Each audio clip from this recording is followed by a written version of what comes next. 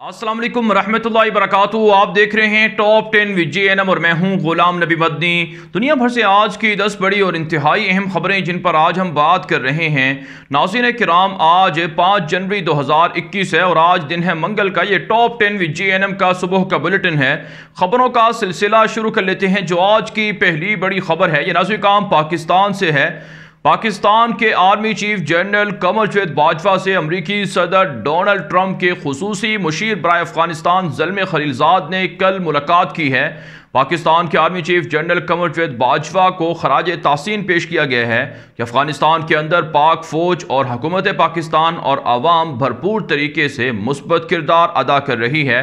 अमरीका पाकिस्तान की फ़ौज के किरदार पर खुश है क्योंकि अफगानिस्तान से अमरीकी अफवाज के इनखला में पाकिस्तान ताउन कर रहा है।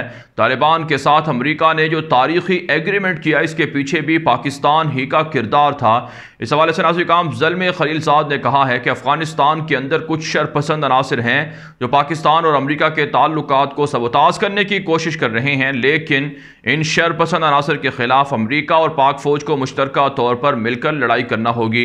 अफवाज पाकिस्तान ने अमरीका पर जोर डाला है कि अमन मुआहिदे के तहत जो एग्रीमेंट हुए हैं उसके तहत अमरीकी अफवाज को बर वक्त इनखला करना चाहिए और तालिबान के साथ किसी भी तरह की जो बदअहदी है वो नहीं करनी चाहिए। साथ साथ नाज़रीन पाकिस्तान ने अफगानिस्तान के अंदर भारत के किरदार पर अमरीका को शदीद तहफ़्फ़ुज़ात का इजहार किया है कि भारत अफगानिस्तान की सरजमीन के अंदर बैठ कर पाक फ़ौज पर बलोचिस्तान के अंदर और पाकिस्तान के अंदर दहशत गर्दाना कार्रवाइयाँ कर रहा है। लिहाजा अमरीका को चाहिए कि रॉ एजेंसी के ठिकानों को, भारत के दहशत गर्दी के अड्डों को अफगानिस्तान से ख़त्म किया जाए।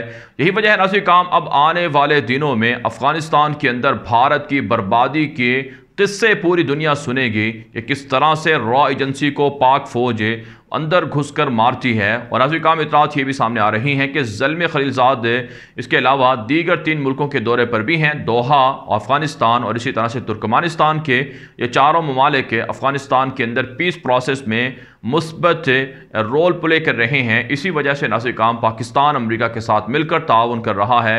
साथ साथ नाज़रीन काम पाकिस्तान के वज़ीर आज़म इमरान खान ने कहा है कि आज चूँकि 5 जनवरी है, आज ही के दिन 1949 में अक़वाम मुत्तहिदा की जानिब से रेज़ोल्यूशन पास हुई थी, करारदाद मंजूर हुई थी कि कश्मीरियों को हक़ ख़ुद इरादियत का फ़ैसला है, इख्तियार है।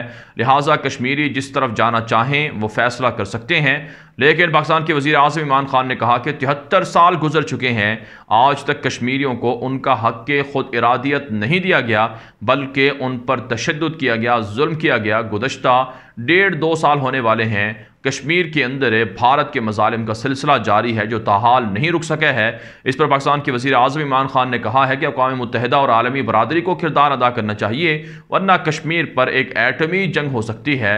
और नरेंद्र मोदी जैसे दहशतगर्द जो हिंदू नज़रियात को प्रमोट कर रहे हैं, मुसलमानों पर तशद्दुद कर रहे हैं, ऐसी हुकूमतें ख़ित्ते के लिए, दुनिया के लिए बहुत बड़ा ख़तरा हैं। आगे बढ़े नाज़रीन काम जो आज की दूसरी बड़ी खबर है ये नाज़रीन काम अफ़गानिस्तान की अंदरूनी सूरत हाल के हवाले से है। ताज़ा तरीन रिपोर्ट सामने आ रही हैं कि अफ़गानिस्तान के अंदर काबुल हुकूमत की जानिब से नए फ़ौजी अड्डे बना लिए गए हैं, नए चेक पोस्टें और नई फ़ौजी छावनियाँ इंस्टॉल की गई हैं। अफ़गानिस्तान के अंदर अशरफ गनी की हुकूमत की जानिब से कहा गया है कि हर मुमकिन तौर पर ताउन किया जाएगा सिक्योरिटी फोर्सेस के साथ है और सिक्योरिटी पर कोई कंप्रोमाइज़ नहीं होगा। आप चाहते हैं नाज़रीन काम अफ़गान तालिबान रोज़ाना की बुनियाद पर काबुल हुकूमत की चेक पोस्टें फ़तह कर रहे हैं, फ़ौजी अड्डे, मराकज़, छावनियाँ तबाह कर रहे हैं और रोज़ाना की बुनियाद पर अफ़गान तालिबान के हाथों काबुल हुकूमत का भारी असलहा ज़ाया हो रहा है, बर्बाद हो रहा है, जिसमें टैंक शामिल हैं, फ़ौजी गाड़ियाँ शामिल हैं। इसी वजह से नाज़रीन काम अब अरबों डॉलर का असलहा भी ख़रीदा जा रहा है और इसी तरह से नए फ़ौजी अड्डे बनाए जा रहे हैं। लेकिन दूसरी जानब से काम सूबा हेलमंद के अंदर और सूबा कंधार के अंदर अफ़गान तालिबान ने खौफनाक कार्रवाइयाँ की हैं जिस पे 5 टैंक तबाह कर दिए गए हैं और इसी तरह से काबुल हुकूमत के 20 से ज़ायद एहलकार मारे गए हैं। साथ साथ नाज़रीन काम गुज़श्ता रोज़ कंधार के अंदर और हेलमंद के अंदर अमरीका और काबुल फ़ौज ने फ़िज़ाई बमबारी की है। तालिबान के तर्जुमान ज़बीहुल्लाह मुजाहिद ने इमारत इस्लामिया का मौक़िफ़ ट्विटर पर नशर किया है कि ये जो पीस प्रोसेस है, पीस एग्रीमेंट है, उसकी वाज़ेह तौर पर ख़िलाफ़ वर्जी है। लिहाजा कोशिश करनी चाहिए अमेरिका को और अमेरिका को अपने वादे पर कायम रहनी चाहिए, अमेरिका को अपने वादे पर कायम रहना चाहिए और किसी भी सूरत पीस एग्रीमेंट की वायलेशन नहीं करनी चाहिए। आप जानते हैं नाज़रीन काम, अमेरिका अफगानिस्तान के अंदर काबुल हुकूमत का पुश्तिबान है और काबुल हुकूमत की हिमायत करता है, जिसकी वजह से काबुल हुकूमत तालिबान के खिलाफ निहत्ते शहरियों पर बमबारी करके दावे करती हैं कि उन्होंने तालिबान शहीद कर दिए हैं। बहरहाल नाज़रीन काम, अफगानिस्तान के अंदर खौफनाक लड़ाइयाँ जारी हैं। अफगान तालिबान का दावा है कि उन्हें फतूहात मिल रही हैं, काबुल हुकूमत को वाज़े तौर पर शिकस्त हो रही है। आगे बढ़े नाज़रीन काम, जो आज की तीसरी बड़ी खबर है, ये नाज़रीन काम भारत के वज़ीर ख़ारजा जयशंकर दौरा करने वाले हैं आज श्रीलंका का, और श्रीलंका के साथ दीगर नोयत के, इसमें सियासी, अस्करी, समाजी और मुआशी नोयत के एग्रीमेंट शामिल हैं, वो किए जाएंगे। आप जानते हैं नाज़रीन काम, श्रीलंका के अंदर हम्बनटोटा नामी एक पोर्ट है, बंदरगाह है, जो चाइना के पास है। भारत कोशिश कर रहा है कि खित्ते के पड़ोसी ममालिक को अपने ब्लॉक में शामिल करे। इसके लिए चाइना, वियतनाम, बर्मा, थाईलैंड और इसी तरह से जो मालदीव है और दीगर जो छोटी बड़ी रियासतें हैं, उनको अपने साथ मिलाने के लिए भारत कोशें हैं और उनको बाकायदा फंडिंग भी भारत कर रहा है। लेकिन आप जानते हैं नाज़रीन काम, चीन और पाकिस्तान का ब्लॉक ज़्यादा तगड़ा है और पाकिस्तान और चीन के ब्लॉक में हर एक मुल्क की शामिल होने की ख्वाहिश है। यही वजह है नाज़रीन काम, अगरचे भारत पैसा लगा रहा है, लेकिन ये पैसा भारत का बर्बाद होगा, भारत को काम नहीं आएगा। इसके अलावा नाज़रीन काम, इत्तला सामने आ रही हैं कि भारत की रियासत बंगाल के अंदर इलेक्शन कैंपेन जारी है। ऐसे में बीजेपी जो मोदी की जमात है, उसके गुंडे वहाँ पर जो इलाकाई जमातें हैं, इलाकाई सियासतदान हैं, वहाँ पर उनके साथ झगड़े कर रहे हैं। एक ताज़ा रिपोर्ट के मुताबिक बीजेपी के गुंडों के साथ झड़पों में एक बीजेपी का गुंडा मारा गया है, मुतअद्दिद ज़ख्मी हुए हैं। बंगाल की खातून वज़ीर आला ने कहा है कि मोदी हुकूमत भारत की रियासत बंगाल के अंदर अलहदगी पसंदों को सपोर्ट कर रही है और बीजेपी की जानिब से वहाँ पर इश्तियाल अंगेज़ी फसाद फैलाया जा रहा है। आगे बढ़े नाज़रीन काम, जो आज की चौथी बड़ी खबर है, ये नाज़रीन काम भारत के अंदर किसानों की तहरीक के हवाले से है। एक ताज़ा रिपोर्ट सामने आ रही है कि गुज़श्ता रोज़ भारत की मोदी हुकूमत ने किसानों के साथ मुज़ाकरात किए हैं, लेकिन मुज़ाकरात का ये 7वां राउंड भी नाकाम हो चुका है।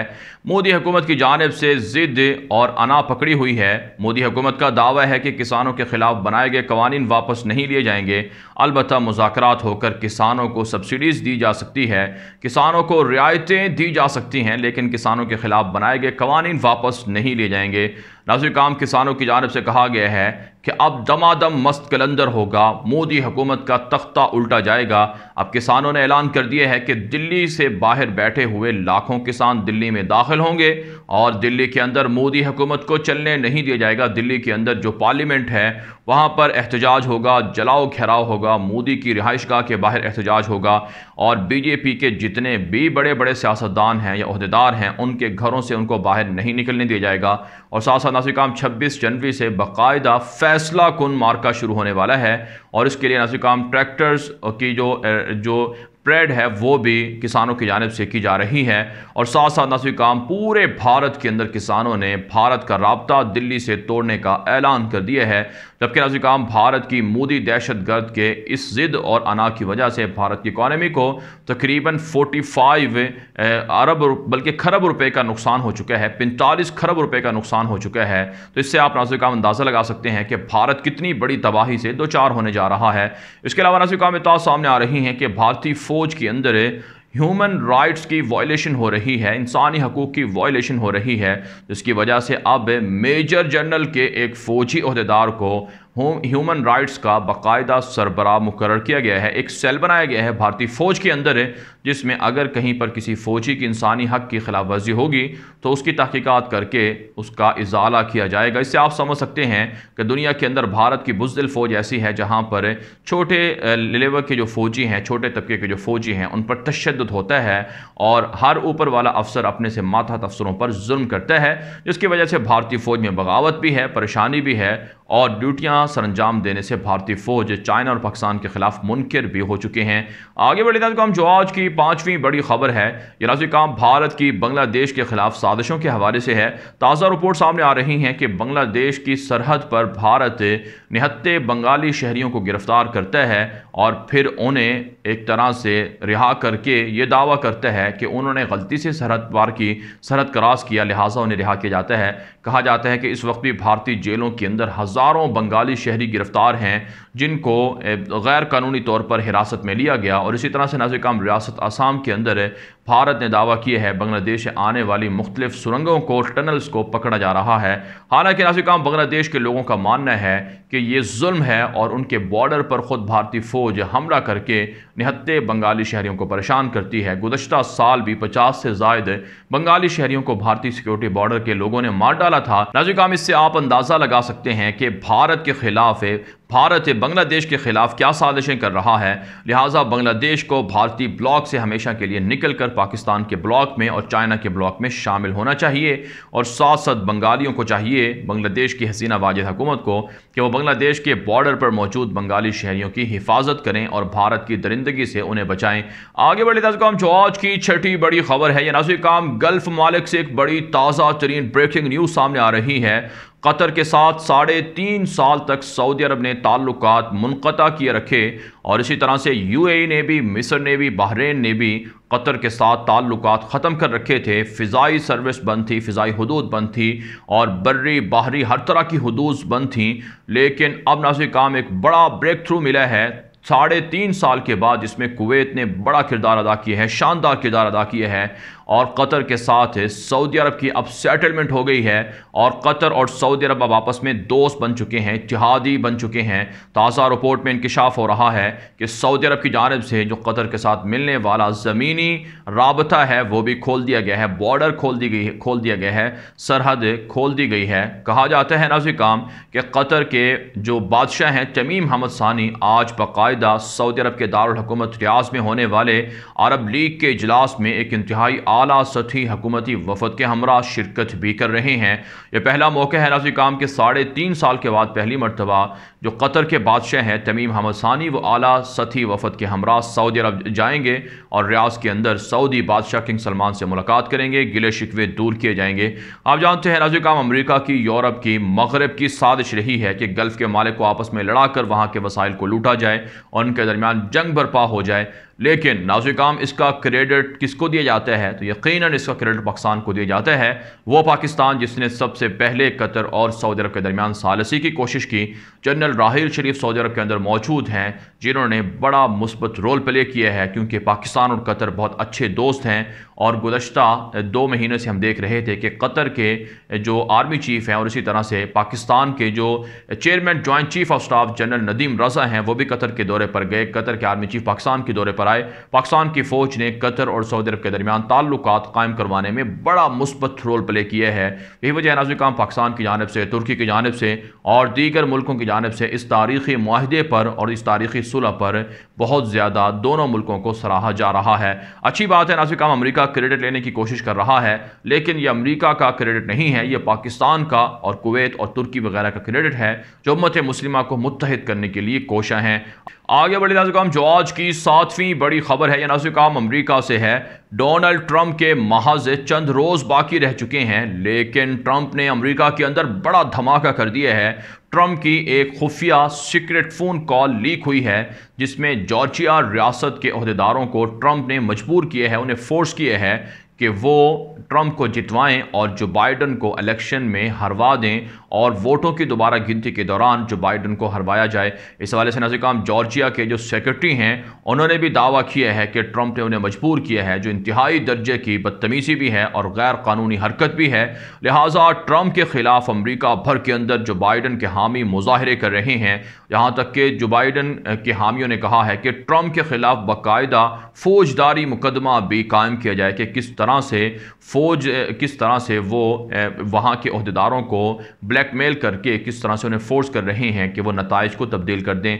जबकि नाज़िर काम जो सेक्रेटरी डिफेंस है अमेरिका के जो साबिका जो इस वक्त ज़िंदा हैं उन्होंने कहा है कि फ़ौज ट्रंप की हिमायत कर रही है, फ़ौज को इलेक्शन के अंदर सियासत के अंदर मुदाखलत नहीं करनी चाहिए वरना अमेरिका तबाही और बर्बादी से दो चार हो जाएगा। नाज़िर काम इस वक्त सूरत हाल ये है कि वाशिंगटन DC के अंदर ट्रंप के हामी बड़े पैमाने पर सड़कों पर हैं मुजाहरे हो रहे हैं और इसी तरह से दीगर अमरीकी रियासतों में पुरतशद्दुद मुजाहरों का सिलसिला चल निकला है।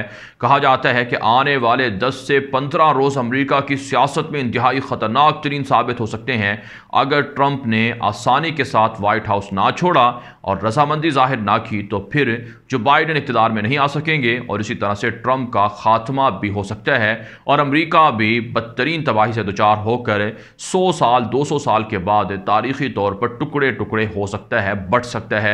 आगे बढ़े नाज़रीन, जो आज की 8वीं बड़ी खबर है, नाज़रीन इसराइल से है। ताज़ा रिपोर्ट सामने आ रही हैं कि इसराइल के अंदर एक मरतबा फिर तीसरी बार लॉकडाउन शुरू कर दिया गया है। कोरोना वबा की वजह से स्कूल्स बंद कर दिए गए हैं। कहा जाता है कि इसराइल की इकॉनमी को बहुत बड़ा नुकसान हो रहा है, अरबों डॉलर का खसारा हो चुका है और 15 लाख से ज़ायद यहूदी बेरोजगार हो चुके हैं, उनकी नौकरियां छीन चुकी हैं। जबकि नाज़रीन इत्तला सामने आ रही हैं कि इसराइली अथॉरिटी और इसराइली मीडिया दावा कर रहा है कि नेतन्याहू गुज़श्ता 11 साल के दौरान नाकाम रहे हैं। वेस्टर्न बैंक के अंदर मगरबी इलाकों के अंदर जो इसराइल की चेक पोस्टें थी उन्हें कानूनी करार दिलवाने में नाकाम रहे हैं।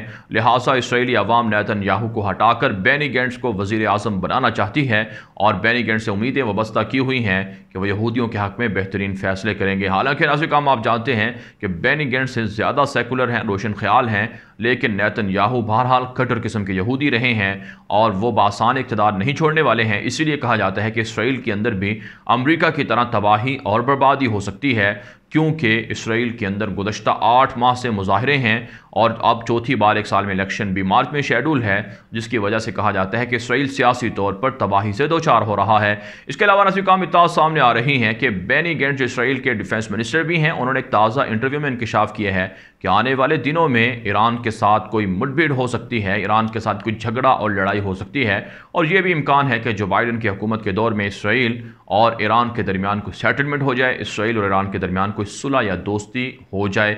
लेकिन बहरहाल दुनिया देख रही है कि ईरान और इसराइल के दरमियान लफ्जी गोलाबारी तो जारी है, लेकिन अमलन अभी तक कोई जंग बड़ी इनके दरमियान नहीं हुई है। आगे बढ़े नाज़रीन, जो आज की 9वीं बड़ी खबर है, यह नाज़रीन जर्मनी से है। ताज़ा रिपोर्ट सामने आ रही है कि जर्मनी के अंदर इस्लामोफोबिया के वाक़यात में इजाफा हुआ है। मुसलमानों पर हमले हो रहे हैं, मसाजिद को शिद्दत पसंद ख़त लिख रहे हैं, धमकियाँ दे रहे हैं, मुसलमानों की मसाजिद के इमामों को शहीद किया जा रहा है, जिस पर पूरी दुनिया के मुसलमानों ने शदीद तहफ़्फ़ुज़ात का इज़हार किया है कि मुसलमानों की ज़िंदगियों को जर्मनी के अंदर ख़तरात लाहिक हैं। लिहाजा OIC उम्मत मुस्लिमा और इस्लामी दुनिया अपना किरदार अदा करें। आप जानते हैं नाज़रीन फ्रांस के अंदर भी यही सूरत हाल है और दीगर मुल्कों में भी यही सूरत हाल है। ऐसे में दरअसल हकीकत ये है, इसके पीछे कहानी ये है कि रसूल अकरम सल्लल्लाहु अलैहि वसल्लम की वो हदीस सब यूरोपियन ममालिक को याद है कि हर घर के अंदर इस्लाम दाखिल होगा और इस्लाम को हर घर के अंदर दाखिल होने से कोई नहीं रोक सकेगा। और यूरोप के लोग समझते हैं, ईसाई समझते हैं कि मुसलमानों के जो पैगंबर हैं रसूल अकरम सल्लल्लाहु अलैहि वसल्लम, उनकी पेशन गोइयाँ हमेशा पूरी हुई हैं, लिहाजा वो मुसलमानों को यूरोप से निकालने के लिए कोशा हैं। ऐसे में मुसलमानों को अपना किरदार ज़रूर अदा करना चाहिए। साथ साथ नाज़रीन जर्मनी की जानिब से गुज़श्ता साल 1.4 अरब डॉलर का असलहा फ़रोख्त किया गया है अरब ममालिक को, मिडल ईस्ट ममालिक को, जो एक तरह से निहत्ते लोगों के ख़िलाफ़ इस्तेमाल हुआ है। यमन के अंदर है, शाम के अंदर, इराक़ के अंदर है और लीबिया के अंदर। ऐसे में नाज़रीन जर्मनी पर प्रेशर डालना चाहिए कि वो मिडल ईस्ट के ममालिक को असलहा फ़रोख्त ना करे। आगे बढ़े नाज़रीन, जो आज की 10वीं बड़ी खबर है, यह नाज़रीन चीन से है। ताज़ा रिपोर्ट सामने आ रही है कि चीन और अमेरिका के दरमियान ताल्लुकात कशीदा हो रहे हैं। चाइना की जानिब से अमेरिका को वार्निंग दी गई है कि अमेरिका हांगकांग के मामले पर, ताइवान के मामले पर चीन के साथ इश्तियाल अंगेज़ी ना बढ़ाए।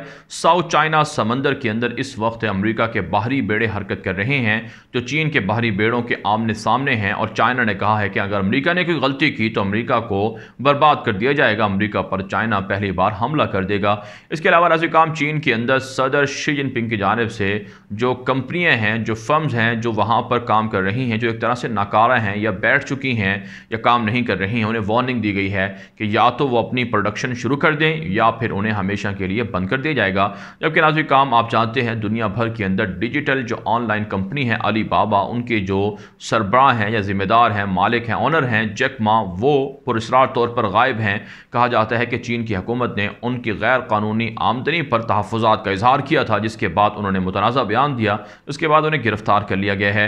बहरहाल से काम दुनिया भर से थी आज की 10 बड़ी खबरें। इन खबरों के हवाले से आपकी क्या राय है? अपनी राय कॉमेंट के जरिए से ज़रूर हम तक पहुँचाएँ। मज़ीद खबरों के लिए आप हमारे ट्विटर अकाउंट्स दुनिया मेरे आगे और गुलाम नबी मदनी फॉलो कर सकते हैं। आज के लिए इतना ही, इजाज़त दीजिए। अल्लाह हाफिज़।